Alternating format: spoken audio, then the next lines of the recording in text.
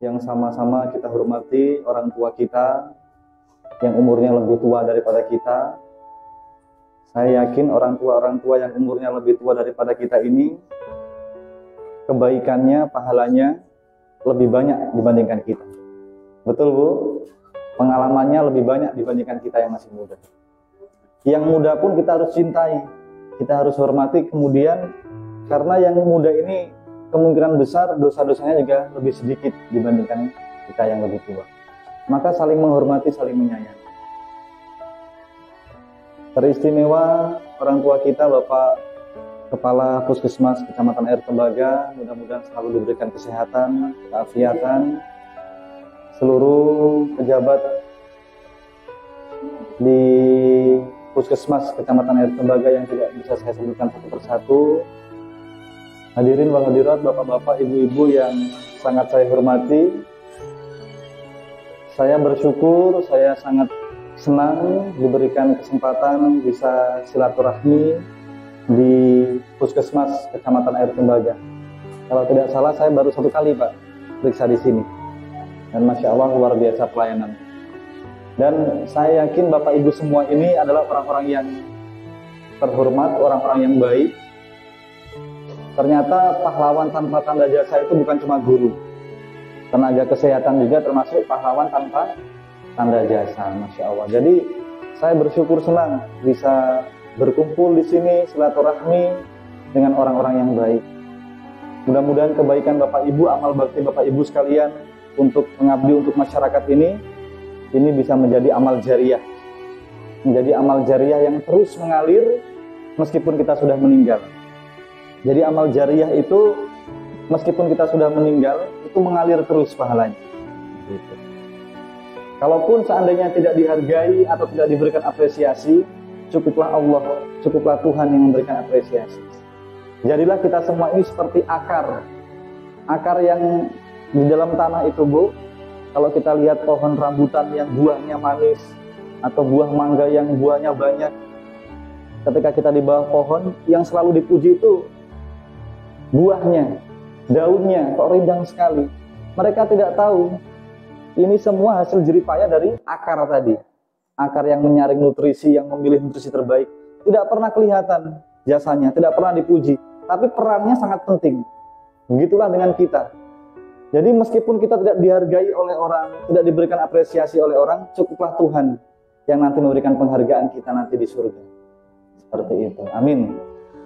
Alhamdulillah, segala puji bagi Allah. Saya kemarin dihubungi guru saya, Pak Kepala, Ustadz Julianto Dunggio, sarjana pendidikan, magister pendidikan. Beliau adalah guru saya, mentor saya. Sejak saya di SMA itu dulu, beliau sudah sering ceramah. Saya sangat menghormati beliau dan ketika saya selesai kuliah, beliau memanggil saya untuk gabung memberikan pembinaan-pembinaan di sekolah-sekolah. Jadi kita semua bersyukur, kita semua ini kata Pak Gubernur orang Sulawesi, tapi asalnya beda-beda. Tapi kita satu, orang Sulawesi. Orang Bitung asalnya beda-beda. Sebab orang tua kita zaman dahulu itu sudah memberikan kita falsafah yang sangat luhur. Orang semua basudara. Ini falsafah yang sangat luhur Bu. Falsafah yang sangat tinggi. Kita semua ini bersaudara. Kita semua ciptaan Tuhan, maka harus saling menyayangi, saling mengasihi. Dalam konteks sosial, dalam konteks hubungan masyarakat, kita harus saling menyayangi. Kalau dalam konteks keimanan, tauhid, kalau orang Islam bilang, itu masing-masing. Prinsipnya kalau dalam agama Islam, lakum dinukum waliyadin. Agamamu, agamamu, agamaku, agamaku. Silakan beribadah semaksimal mungkin, sebaik mungkin. Kami juga beribadah sebaik mungkin. Itu untuk urusan ritual. Tapi untuk urusan sosial, sama-sama kita. Saling menyayangi, saling menghormati, saling mengasihi, seperti itu. Dan Alhamdulillah kita semua bersyukur umat Islam kemarin telah selesai melaksanakan ibadah puasa di bulan suci Ramadan selama 1 bulan. Ada yang 29 hari, ada yang 30 hari. Intinya bulan suci Ramadan itu bulan yang sangat mulia. Begitu. Dalam hidup ini Bapak Ibu sekalian, ibadah yang kita kerjakan, kebaikan yang kita kerjakan, itu belum kelihatan dampaknya, begitu. Jadi bagi orang-orang yang mengerti, bagi orang-orang yang paham tentang hakikat iman, tentang hakikat ibadah, dia mengetahui ini sangat berharga, sangat penting. Begitu. Bagaimana maksudnya Pak Ustadz? Jadi ada orang, dia punya peninggalan dari nenek moyangnya Gucci. Gucci ini umurnya ratusan tahun. Kalau orang yang nggak mengerti, dibeli orang 50.000 dia kasih. Tapi bagi orang yang mengerti, oh ini harganya 5 miliar ini. Gucci yang sangat antik tadi. Begitulah dengan hidup kita juga. Kita berbuat baik, menolong orang, kita beribadah. Dampaknya belum kelihatan. Kita belum tahu. Hanya orang-orang yang mengerti yang tahu. Nanti ketika sudah meninggal di dalam kubur, baru kita mengetahui, oh ternyata itu pergi sembahyang itu pahalanya sangat berharga. Harganya 5 miliar. Sebenarnya begitu. Oh, jadi penyesalan ketika di dalam kubur. Maka semua yang kita kerjakan ini pasti akan ada balasannya. Seperti itu Bapak Ibu sekalian. Pertama-tama mari kita bersyukur. Alhamdulillah kita masih diberikan kesempatan hidup oleh Allah, Tuhan yang Maha Kuasa. Masih diberikan kesehatan. Ini nikmat yang sangat besar. Nikmat yang sangat besar, kita masih diberikan kesempatan hidup. Ada orang yang mandi di kamar mandi pakai shower, Bu, kesetrum, meninggal. Ada orang yang kepleset, meninggal.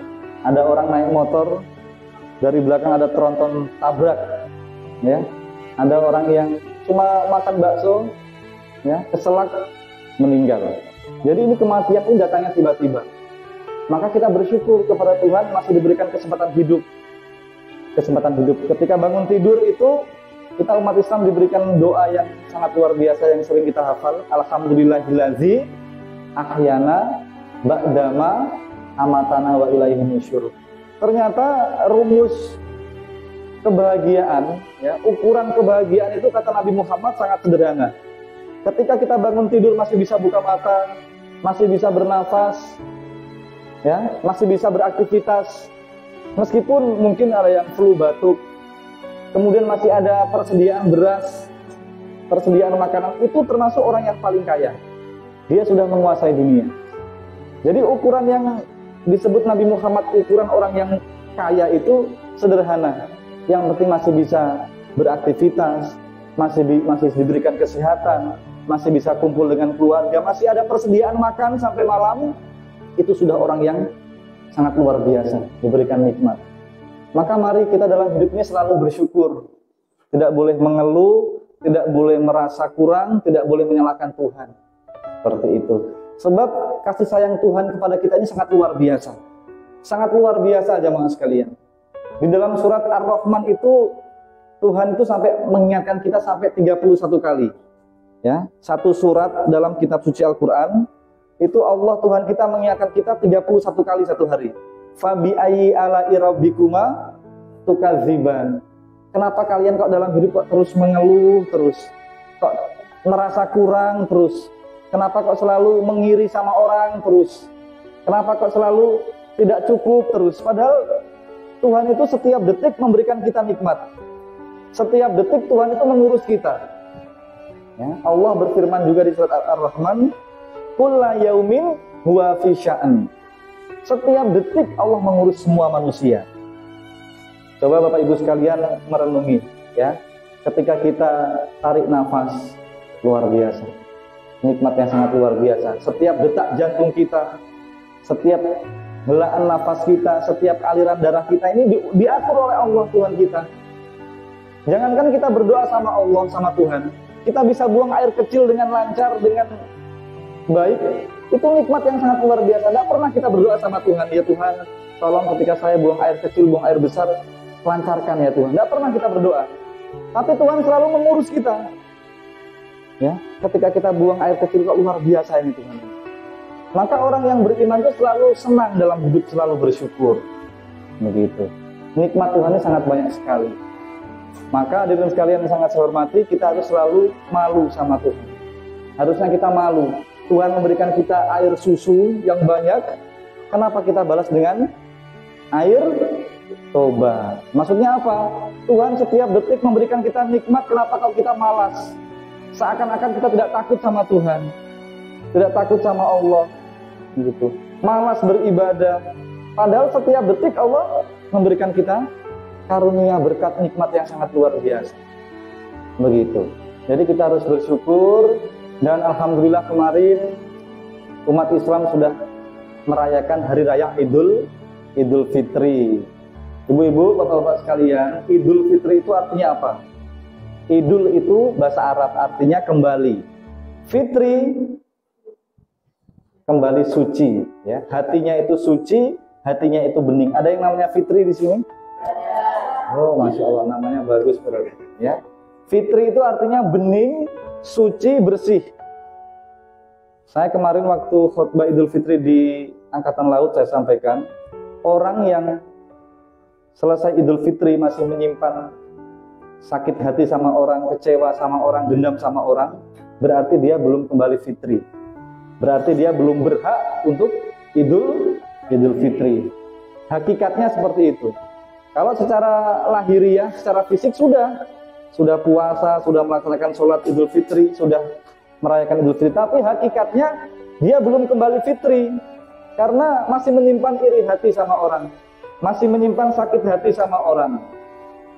Boleh saya bertanya di sini, siapa yang masih menyimpan sakit hati, angkat tangan? Oh, tidak ada. Yang tidak sama sekali menyimpan sakit hati, ada lagi? Angkat tangan.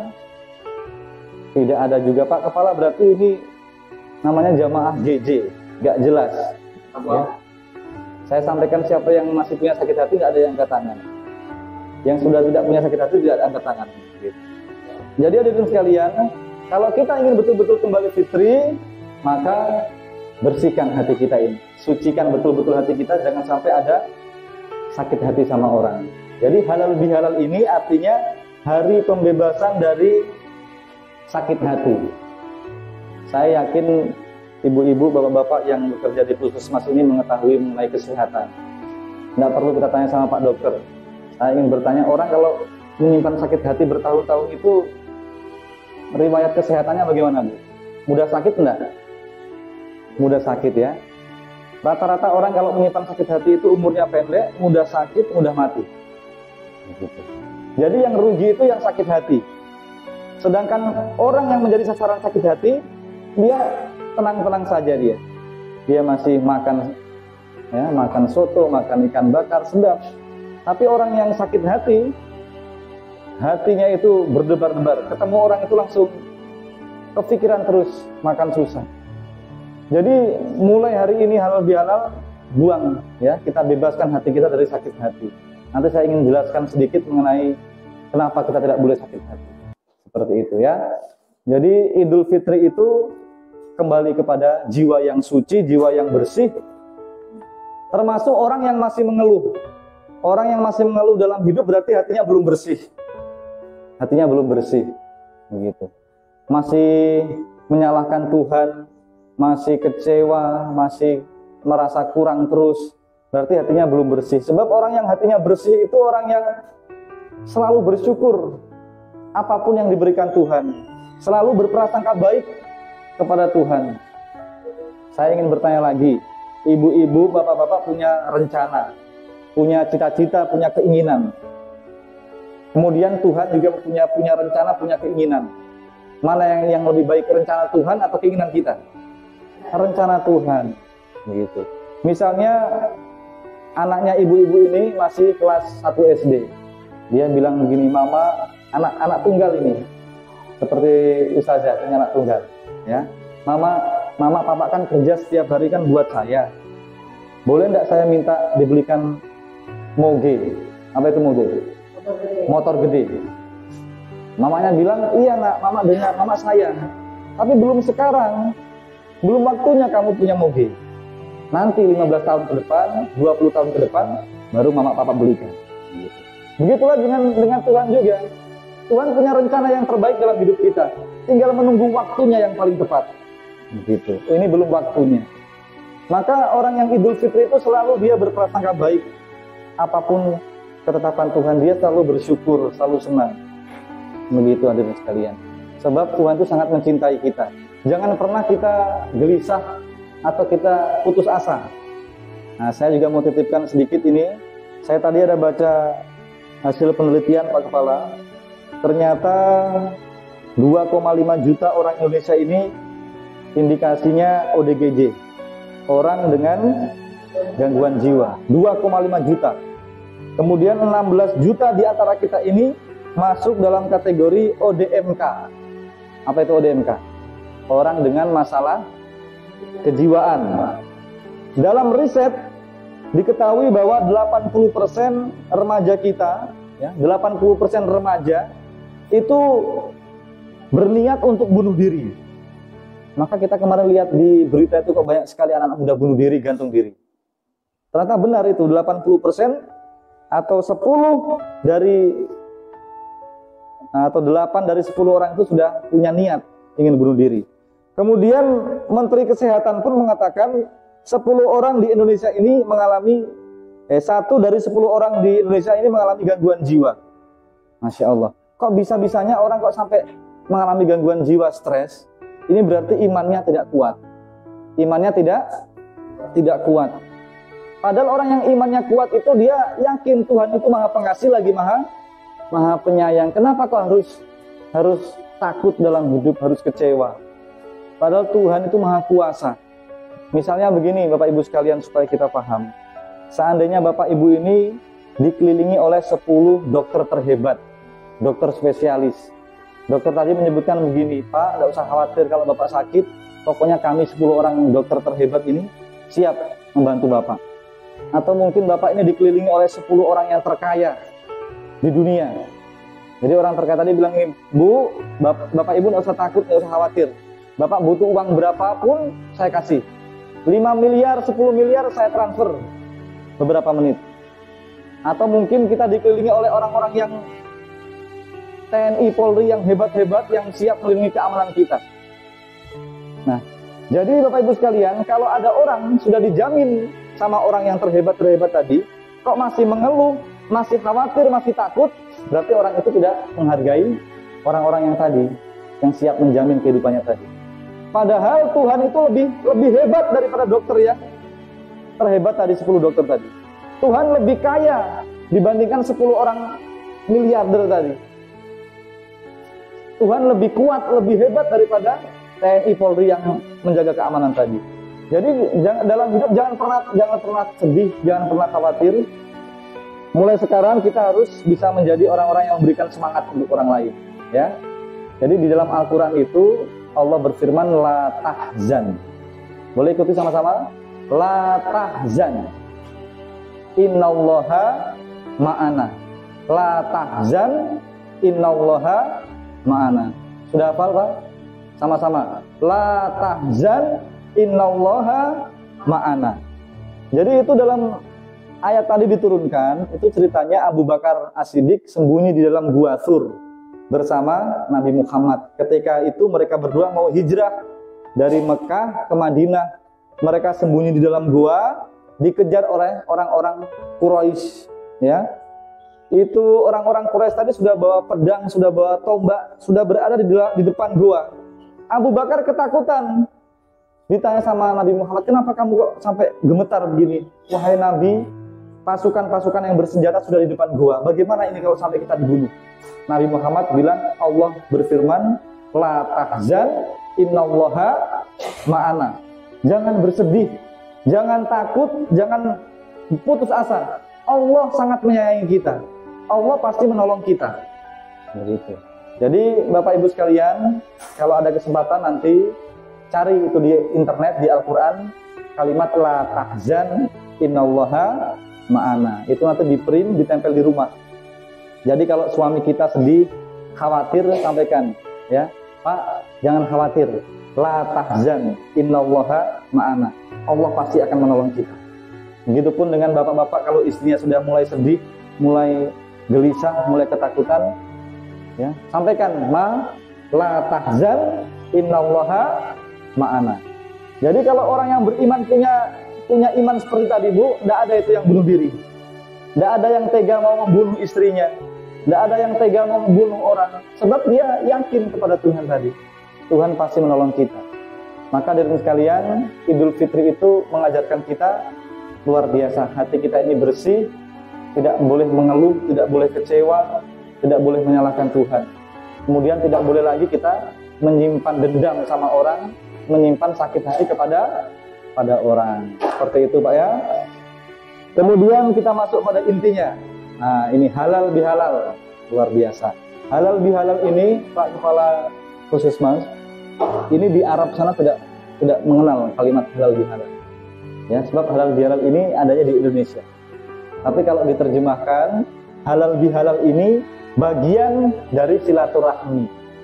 Halal bihalal ini bagian dari silaturahmi. Jadi yang benar itu saya ingin bertanya, silaturahmi atau silaturahim? Pakai mi atau pakai him? Ternyata ketika saya buka Kamus Al-Munawwar, silaturahim dengan silaturahmi itu hampir mirip. Kalau silaturahim itu lebih khusus. Dia silaturahmi itu atau silaturahim ini rahim. Rahim ini yang ada sama ibu-ibu itu. Rahim seorang wanita, ya, yang tempat untuk pembuahan janin itu. Padahal rahim itu kalau normalnya ukurannya seberapa Bu? Seperti buah jeruk itu Bu ya. Tapi itu ketika punya anak itu bisa mengembang sampai ada yang kembar 7 itu loh Pak Kepala. Saya lihat di India itu luar biasa. Jadi rahimnya perempuan ini ajaib memang, ajaib. Jadi rahim, silaturahim itu menjalin kekerabatan, menjalin keakraban, membangun persaudaraan kepada orang-orang yang masih ada kaitan darah dengan kita. Itu silaturahim. Jadi kalau kita Idul Fitri sungkeman dengan keluarga besar, kakek, nenek, paman, itu masih ada hubungan darah dengan kita, itu disebut dengan silaturahim. Tapi kalau keluarga besar puskesmas, satu RT, satu kecamatan, itu namanya silaturahmi. Rahmi itu kasih sayang, ya.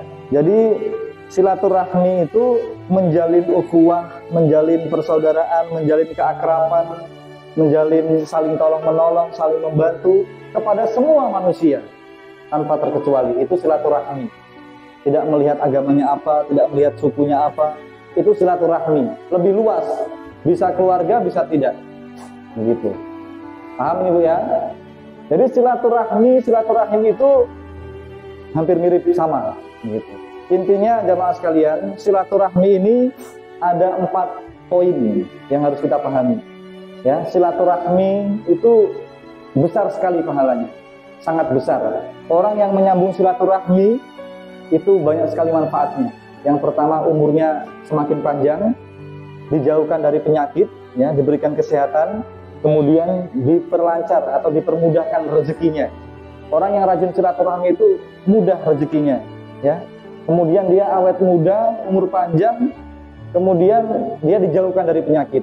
Sebaliknya, orang yang menutup diri, ya, tidak mau bergaul dengan orang, tertutup, itu mudah terserang penyakit.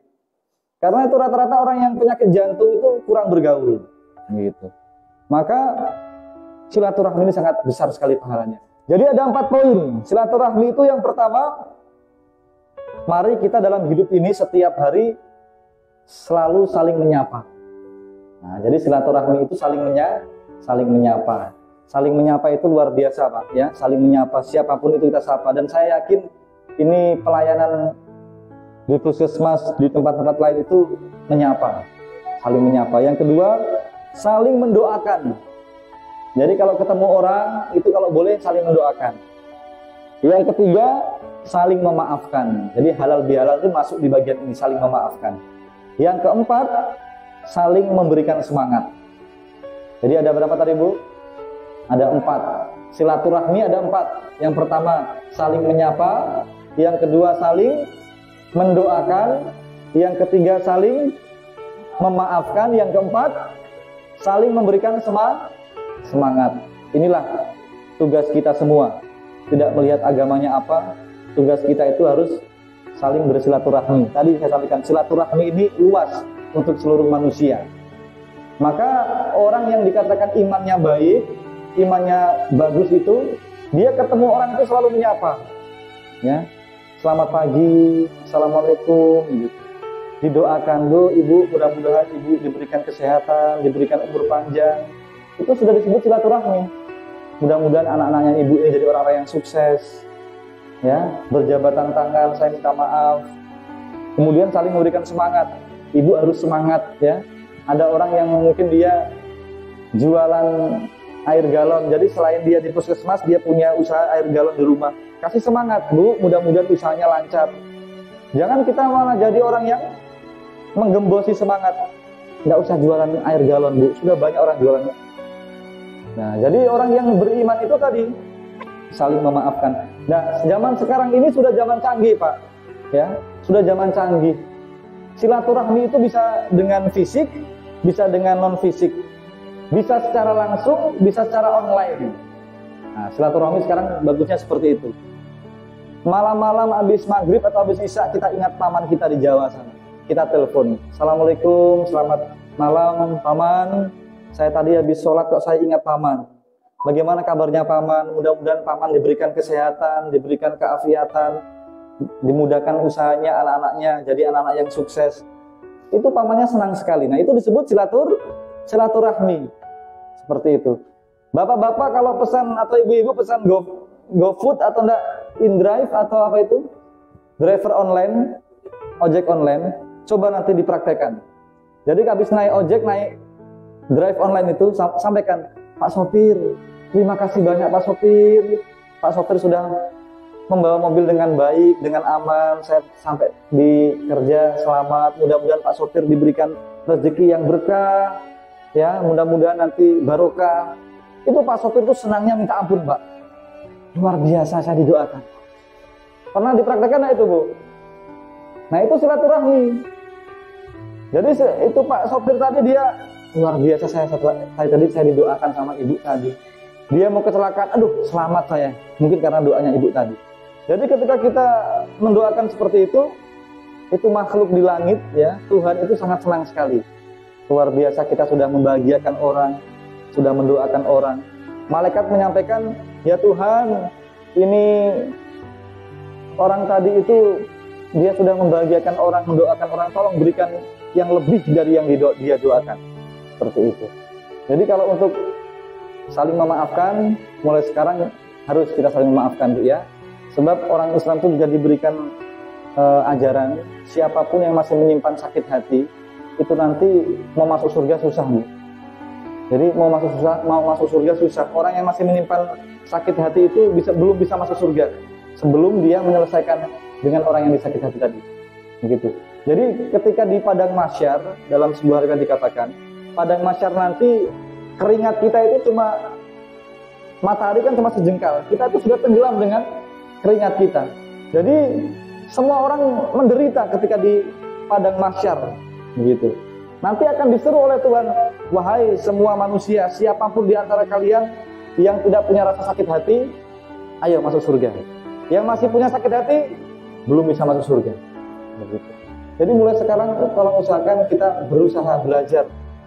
Namanya orang sakit hati itu, Pak, Bu, memang perlu berlatih. Tidak langsung bisa memaafkan, betul, Bu, ya? Kita mungkin pernah sakit hati sama orang ini kok keterlaluan sekali. Sampai kita ini sakit hati sekali. Tapi kita harus berusaha, Pak. Berdoa sama Tuhan, ya Tuhan, ya Allah, bantu saya untuk memaafkan dia. Bantu saya untuk membersihkan hati saya, ya Allah. Seperti itu. Maka dari sekalian, halal bihalal tadi, ya, saling memaafkan. Mari kita saling memaafkan. Yang keempat tadi, saling memberikan semangat. Bukan cuma menyapa, bukan cuma mendoakan, tapi kita juga harus memberikan semangat. Jadilah orang yang motivator. Ya, jangan jadi orang yang apa itu selain motivator, Pak, kawan katanya provokator. Jangan jadi orang provokator. Jadilah orang yang motivator. Yang tadi saya sampaikan, Bu, la tahzan, innallaha ma'ana. Mulai sekarang Bapak Ibu harus menjadi psikolog yang baik, ya. Meskipun bukan ahli psikolog, tapi kita harus jadi orang yang memberikan semangat untuk orang. Ketika ada orang datang ke puskesmas, berikan semangat, Bu, Ibu pasti sembuh. Bapak pasti sehat. Harus kasih semangat.